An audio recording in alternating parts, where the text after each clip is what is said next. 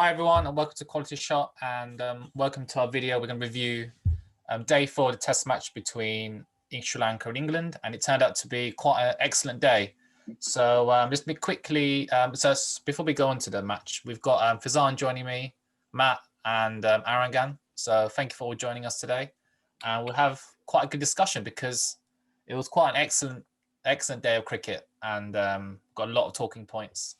And yeah, so basically, let's quickly go through, the summary of the day. So Sri Lanka got bowled up for 359. I think Thirimanne got his 100, played really well to get his 100, and he was aptly supported by Angelo Matthews as well, who hit a really good 71. And yeah, some good middle order partnerships between Chandimal had a bit of a knock, and Dick Weller as well. And yeah, at one point, Sri Lanka could have got a lead of 100 plus, but I think especially after lunch, Bess and Leach bowled probably the best they have during the match, to restrict England to Sri Lanka to 359, which gave them a target 74 runs. And we must say, the start of England's chase was a bit frantic. Yeah, wouldn't you agree, Matt, being an England fan? What? Yeah, I mean, it was pretty poor on these things. I like Sibley. I'm not convinced he's necessarily, considering he's meant to be the grind it out sort of person. I was sort of expecting a sluggish 20 not out, a quick 40 from Crawley, and I thought that would be that kind of fairly easy wiped over. The pitch seems to be getting, I wouldn't say easier, but people seem to be a bit more adjusted to it, as you're kind of finding ways to bat through it. I think the ones who've gone on past 50 have all scored, apart from Root, below 50% strike rate. It seems to be a pitch where you've got to take your time on it. There's no point rushing. It is 5 days, on these bits. But yeah, I mean, I do think it's one of those ones when I think England are using this as a warm up to India. They're sort of using it as a bit of a sort of kind of a feeding pot to work out who they can use. Based on what they've seen, it's going to need more work, on this. I think actually, even in the first innings, we were fairly lucky on some of these bits to be reliant on Root to score a big double ton. Lawrence played very well. I do think England's tail is pretty average at the moment on these things. When it wags, it scores at like 80% strike rate.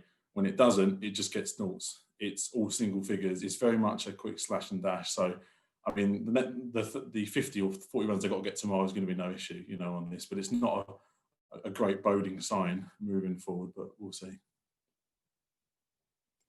Yeah, it's there's definitely Sri Lanka have exposed some weaknesses in the England batting lineup. Arangan, being a Sri Lankan fan, what did you think of Sri Lanka's performance today? It's classic Sri Lanka, I guess. It's sort of a bit of a mixed bag.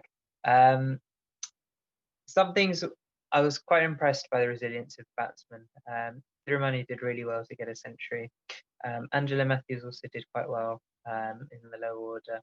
I think there's always kind of a tendency with Sri Lanka to bat really well when they start off and then just kind of tail off a bit. So in some ways, I was always, as soon as the first wicket fell in that 100-run partnership, you sort of watch it with bated breath, even the day before. I think they gave a better account of themselves compared to the first innings. It's always going to be difficult when you get bowled out for such a low score to make anything of the test game. But they did really well to actually get back into the game. They showed a good fighting spirit. They showed sort of good resilience. But I think England will just knock it up tomorrow morning. I was half expecting them to just completely smash it out and win by 10 wickets. But it's always when you get this low second order, second innings total, you always find that the batting teams do kind of just make it a bit of hard work out of it. Maybe it's just that psychological element in England being a bit nervous and sort of maybe not playing shots that they should do. I think Sri Lanka definitely batted better. I think some of the batsmen, though, will be a bit disappointed not to have pushed on. But it is what it is, I guess. Yeah, I think you make a really good point there, Arangan. I think some of the Sri Lanka batsmen, particularly Dick Weller and Chandimal, who looked set, were probably disappointed they didn't push on and support Matthews and make that lead potentially 100 plus. Thirimanne, moving on to you now. Being a neutral, what did you think of today's play? I think Sri Lanka did pretty well, to be fair, to get to where they were. Thirimanne did, I think he batted exceptionally. 111 from him was really impressive. And Angelo Matthews, as you said, definitely helped the cause of that 71 and batted well. A little bit disappointed he maybe didn't go on because we know he's such a class player. Kusal Perera, I think, would have been a bit disappointed the day before as well. And I think I said they'd probably need 2 players to get 100 at least to push them beyond that. I was looking really for them to have a good chance. 150 lead is kind of what I was looking at. But given the way that England batted at the start, I think even kind of 100 to 120 would have been competitive, I think. But a lead of, 70 odd, I think, and they only need 36 runs tomorrow. I think the only way that Sri Lanka are going to win this is an epic collapse, really, in tomorrow's play. So we'll see how it goes. But who's this? I struggle to pronounce his name. Let's go for it. Mbaldenia, I think is his name, isn't it, Benny? Yeah, Benny's nodding, so I'll say yes. So he bowled really, really well in the first innings. He bowled well again in the second innings, and just him and Perera bowled. I was a little bit, not disappointed, but I was a little bit underwhelmed by Perera because I think he bowled too straight to England, especially Bairstow and Lawrence, and made it a little bit comfortable for them when he could have, on day 4 of a test match, it's going to turn. And even though he bowls quite quickly through the air and is more darts than your normal loopy off spin, he will still get turned, and he knows he'll still get purchase on this. So he needs to commit to bowling a bit wider and backing himself to get a bit of turn into the right-hander. And I felt like he wasn't doing it enough. Mbaldenia was, and I think Hasaranga was literally about to come on and bowl, and then the umpires said no, end of day's play because of the light. But I would have liked to have seen him get a couple of overs because, look, the runs, we know they'll get the runs if they stay in. They just need to try and bowl them out, and they've just got to be ultra attacking tomorrow and just go for it and bowl really attacking lines and lengths and forget about trying to restrict them, because we know that they'll get the runs, no worries, if they don't lose wickets. So it's just about bowling them out. But I think Sri Lanka showed, I think as everyone said, really, really good resilience, I thought. And this is a really, really good, for me, it's really good to see Sri Lanka come back like this after 2 pretty poor days. And I'm sure they'll give it their best effort for day 5 as well. But I think this bodes well for the second test, no matter what the result is, to hopefully a more competitive test match, or in all 5 days even. Yes, and who would have thought after the Sri Lanka's performance after the first day, the test match has gone to day 5. So that's a testament of how well Sri Lanka have fought back. But let's be honest here, we all know England going to win tomorrow. But I think Sri Lanka have always been on the back foot after that performance, quite a comical performance of the bat in the first innings, but getting out from 135. And since then, they've always been on the back foot. And if they got another 70, 80 runs in that first innings, this test match would be really interesting. But it's interesting. I've been watching England over the years, and what do you think about this, Matt? They're in such a good position, 230 odd lead in the first innings. Do you think England should have wrapped up this game already? I think we'd be pretty disappointed given how well that first day went. I do think that first day flattered us actually on this, and I think England, even after this game, when we do win it, will go away not feeling that satisfied and still quite hungry on this. I think for a load of things in terms of the reason, like you just mentioned, the bowling's been okay. We were gifted 5 wickets on the first day from Don Bess's stuff. Like, you've got to take 20 in a game. If you give us a quarter, it's going to be a lot easier for us to do that. There's a few concerns, I think, around sort of that third seamer option on this in terms of actually kind of what we're going to do moving forward. I know that we're meant to be swapping kind of Anderson and Broad kind of interchangeably. Woods looked okay. I mean, he does what he does. He doesn't necessarily run through teams on these things. He'll chip in with 1 or 2 and try and poke holes through people. A bit like that Liam Plunkett role from a couple of years ago. I think on the tour back into Sri Lanka again a couple of years ago. I don't know how happy we're going to be with that kind of bowling performance. I mean, in a way, I think actually the Sri Lanka batsmen played really well and took their time. But again, I think you do see a difference between people who scored in a 0 to 10 range and those who kind of worked out what they had to do, elect to find a few scoring shots. I mean, you guys spoke yesterday about Root's sweeping. Once he worked out that was how he was going to score his runs, he went, that's how I'm going to do it. And I think that's kind of the trick to playing spin that England don't really have yet on these things, is kind of working out your defensive, your ones and twos shots, and then your boundary shot. We don't really have that.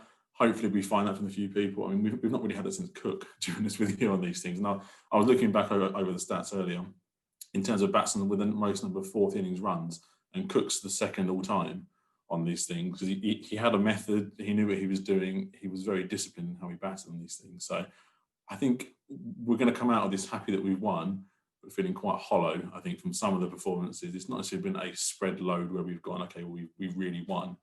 I think that, as I said at the start, the best is 5 wickets on the first day really kind of puts on a platter for us to win. If we hadn't won, it would have been catastrophic, really, from that point. The one positive was Jack Leach today and yesterday. Actually looked pretty good on that. Seems to know how he bowls and what he wants to do. Doesn't give us way many of those kind of 4 balls that Best does. Best is young. He might get better. I'm not convinced. I'd rather go with Leach longer term, whether age is a factor. And this is sort of the perfect place for them to bed in 2 spinners to kind of work out who's the best one moving forward for the Ashes. We'll see, but I'd still be picking Leach, even just for the best one run in history, you know. I'd pick him on that. So it's interesting you made a point about Bess, and you're not too convinced about Bess. Fizan, what do you think about Bess? How do you think he bowled, especially the second innings? I think I'm very biased on this, but I think Matt alluded to it very correctly in the first innings. He didn't bowl particularly well. He said himself, I think, as well, in all fairness to him, that it was Sri Lanka that played very rash shots, and he got a little bit lucky with the wickets he got. And, you know, we said about the 0.18, which, you know, guys, check out. We will be doing a video. Matt will be doing a little stats video later on at some point on that to explain. But yeah, this innings, I thought Leach bowled really well, if I'm honest with you. I thought he bowled very well. He got a 5 for it, and I think he looked a bit more dangerous.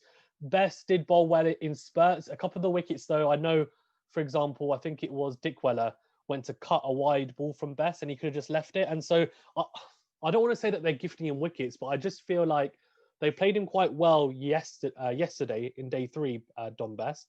Then today they kind of went back to being ultra attacking against him. And I know I don't rate him as an elite spinner, but you still have to show a little bit of respect to someone on these surfaces. And there were just some really rash shots from Sri Lanka. They'll be disappointed that, you know, he got as many wickets as he did. I think he picked up 3 in the end, wasn't it, in that inning? So, but look, he did bowl slightly better.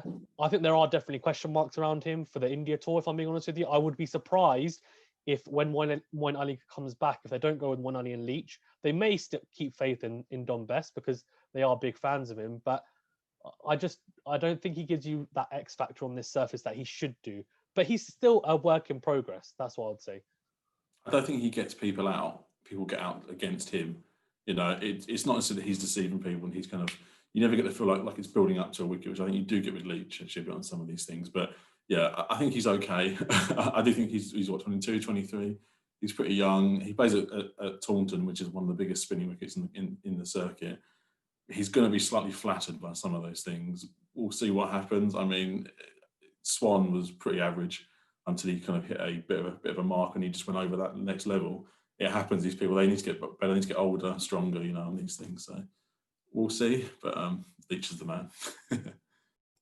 Yeah, but do you think with Don Best is that maybe the Sri Lankan batsmen don't respect him as much as Leach, and they think Best is the one we're going to attack?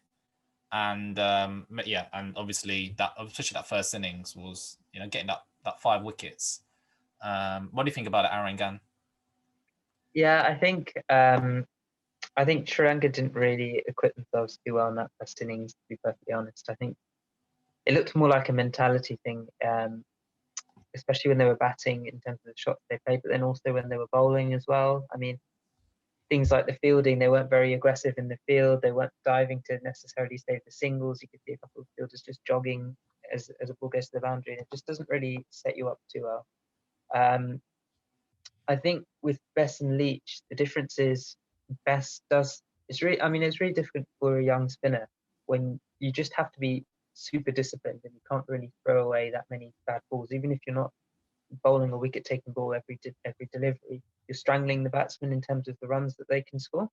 And he, I mean, credit to him, he did sort of say it himself. Maybe the Sri Lanka batsmen probably didn't respect him as well as they should have done. But I guess the toughest thing to do for Bess, and it just looks like you have more of an opportunity with him, because he probably has that tendency to just bowl the odd ball that can go for runs, whereas Leach's are just a little bit more tighter. In the second innings, I think both spinners bowled a lot better than they did in the first. And there was a lot more good deliveries to the batsmen rather than the batsmen playing stupid shots. But I think they definitely thought Bess was their best option to get runs. Yeah, that's certainly the case. And, we've got to mention Jack Leach getting his 5 wickets, and he's had a quite horrible 18 months with, suffering from Crohn's disease as well. And I think in the summer he had to, leave the bubble and recover from that. So really nice to see from, Jack Leach. Seems like a nice lad as well. So fair play to him, fair play to Jack Leach. And it'll be interesting moving on what England will do with the with Bess, Leach, or maybe they're going to play a third spinner. Maybe they could play Verdi, Crane, or Parkinson.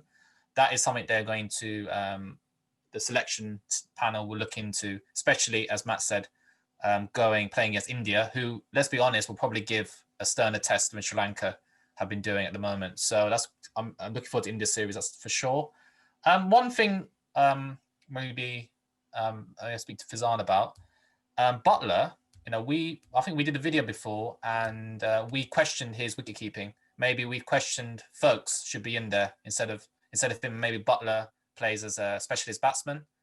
But his wicket-keeping this test match has been excellent. Wouldn't you agree, Fizan?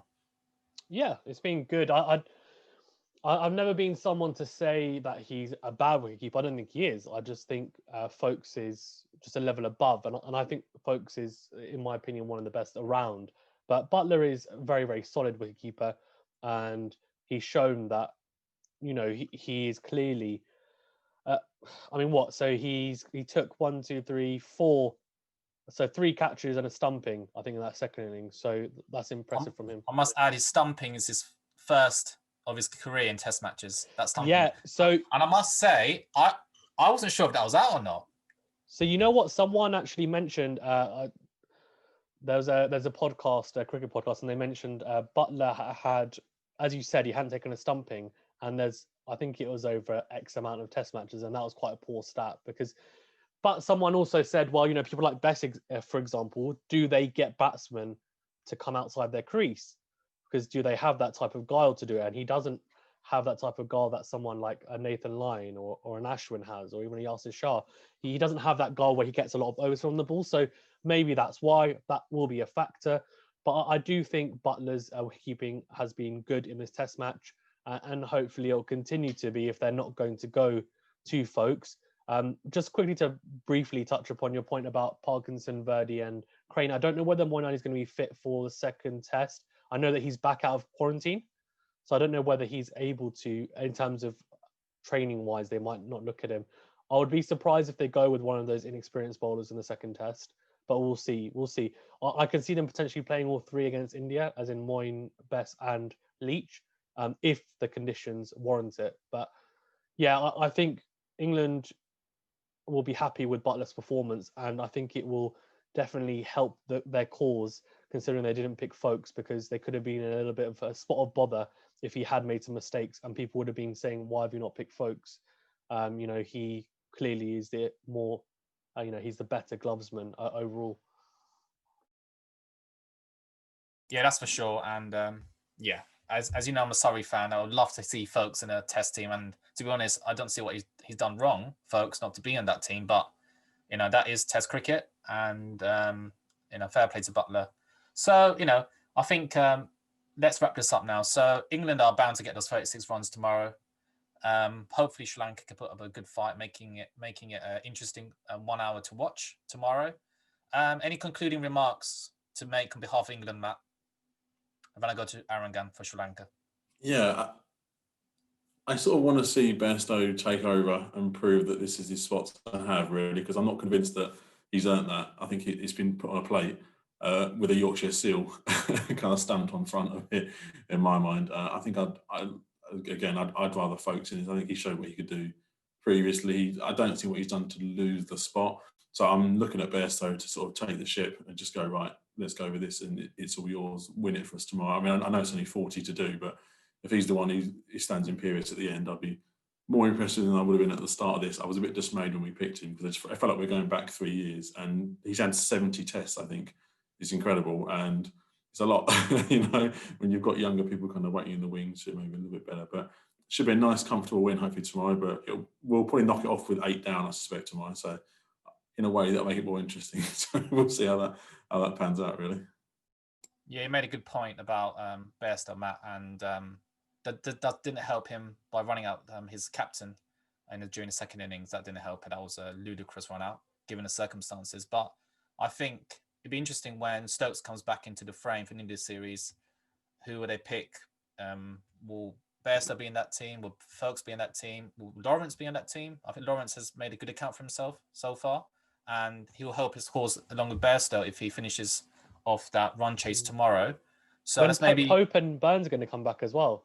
So they're going to have a selection headache, aren't they? They are going to have a selection headache, especially with the batting, and that's probably can do a video. We can do a review of the India series at some point because that's going to be a fantastic series. Concluding remarks for Sri Lanka, Arangan. Yeah, I think both sides in a way are sides in transition in terms of, at least on the test front, and for both teams there's lots of opportunities for players to kind of make their mark in the series. In terms of Sri Lanka, they've shown that they have batsmen who can put in a performance. They've shown that they've got batsmen who can get scores. But you'll be looking to some of these players to just push on. I mean, Joe Root got 228, and I don't think anyone in the Sri Lanka team at the moment has that in their locker. Maybe Angelo Matthews if the conditions suit him, but you wouldn't if England bowl well, you wouldn't really necessarily back Sri Lanka to make a big score despite all of that. It'll be interesting for the second test to see if Karunaratne comes back, or whether or not what sort of element that will add to the Sri Lanka team. But I think Sri Lanka shows that they've sort of slipped off the pedestal a bit in terms of being a test side, in terms of really competing with the big boys, in terms of the depth and quality in their squad. But it's good to see that they're still quite competitive and they're giving at least a run for their money. And it shows that there's nothing to suggest that they can't put in big scores and big points when they need to, but they just need to be a bit more consistent with it. Yeah, and you've hit the nail. You've hit the you've hit the right note there at the end, Arangan. Consistency. I think Sri Lanka also need to work on consistency, and if it can put more consistent performances, and then they can perform with the big boys. So yes, so that's from a Sri Lanka perspective. From a neutral perspective, Fazan, what do you think? I think from a neutral perspective, it's good to see Sri Lanka without fightback, as I said, touched upon. I think the second test, as I said, I think hopefully will be a lot more competitive across the 4 or 5 days that are played. But one thing I would say is that this test match has given a little bit of excitement because of the previous 2 days. It could have been a case of, and that's why we do love test cricket actually as well, to be honest with you, because it is topsy-turvy. And we saw, for example, with Australia and India, where it was very closely competitive for 2 days and then India got bowled for 36, and that can happen. Like, that's just test cricket. That can happen. And that's why when England lost those first 2 wickets, I was thinking, oh, you know what, it could happen, and it can. Like, nothing's impossible in test cricket, especially on a turning track in these types of conditions. I do think if Sri Lanka had someone like a Harath, for example, or a Murali, then we're talking about it being a lot more competitive, right? And you're like, oh, they could do it. I think considering they've got more inexperienced bowlers, it is, of course, going to be harder. But the fact that they've put themselves in that position, considering where they were, I think is impressive. A good fight back, and I'm sure they'll take that momentum, even if they do lose a test match, into the second one. And England, I think, started the test match very well, and they'll be pleased, I think, overall if they win it from here, even though they have maybe fallen away a little bit. But Bess is inexperienced, and Leach, I think, has performed quite well, but he performed well in the last tour as well. And they're missing, of course, Stokes and Archer, so they look like a very strong test outfit. Yes, that's for sure. They look very strong, but Sri Lanka has exposed some of the weaknesses especially in the England's batting lineup. So it was an excellent day's play, and thank you, Fizan, Matt, and Aragat for joining me to review that day. And yeah, I think tomorrow will be an interesting day, probably be over in an hour. So thank you for watching Quality Shot. Please feel free to like and subscribe to Fizan's channel, and see you in another video. So bye for now. Thanks, buddy.